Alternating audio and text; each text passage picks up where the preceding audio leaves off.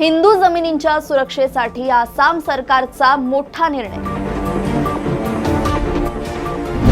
जमीन विक्रीसाठी आता जिल्हाधिकाऱ्यांची परवानगी बंधनकारक। हिंदू जमिनींच्या विक्रीवर प्रशासनाची कडक नजर।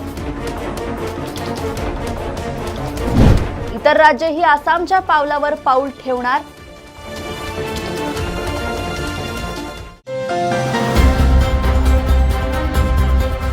भारतामध्ये जमीन खरेदी विक्रीचे प्रश्न नेहमीच संवेदनशील मानले जातात। अलीकडच्या काळात हिंदूंच्या जमिनींच्या सुरक्षिततेचा मुद्दा पुन्हा एकदा चर्चेत आला असून आसाम सरकारने या संदर्भात एक महत्त्वाचा निर्णय घेतलाय।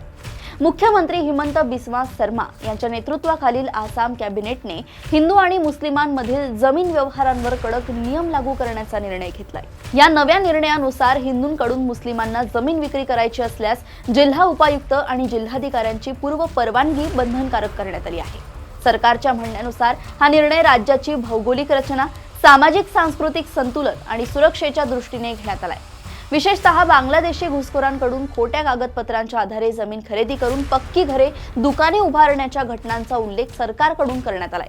गेल्या काही वर्षात आसामसह पूर्वोत्तर राज्ये, बिहार, झारखंड, पश्चिम बंगाल, ओडिशा आणि महाराष्ट्रातही अशा प्रकारच्या घटना समोर आल्या आहेत। काही भागांमध्ये अल्प कालावधीत लोकसंख्येचे प्रमाण झपाट्याने बदलल्याने स्थानिक नागरिकांमध्ये असंतोष निर्माण झालाय। सरकारच्या दाव्यानुसार काही गावांमध्ये हिंदू अल्पसंख्याक ठरत असून त्यांचा थेट परिणाम स्थानिक सामाजिक आणि सांस्कृतिक रचनेवर होत आहे। आसाम सरकारने स्पष्ट केलंय की हा नियम कोणत्याही धर्माविरुद्ध नसून अवैध घुसखोरी आणि संशयास्पद जमीन व्यवहारांवर नियंत्रण ठेवण्यासाठी आहे।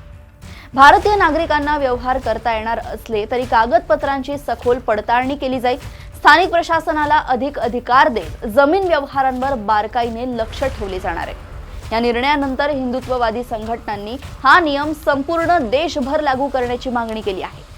केंद्र सरकारच्या पातळीवरही या विषयावर चर्चा सुरू असल्याचे संकेत मिळत आहेत। मात्र विरोधकांनी या निर्णयावर आक्षेप घेत धर्माच्या आधारावर भेदभाव होऊ शकतो अशी भूमिका मांडली आहे। आसाम सरकारचा दावा आहे की हा निर्णय सुरक्षात्मक असून राज्यातील सामाजिक स्थैर्य आणि भौगोलिक संतुलन राखण्यासाठी आवश्यक आहे।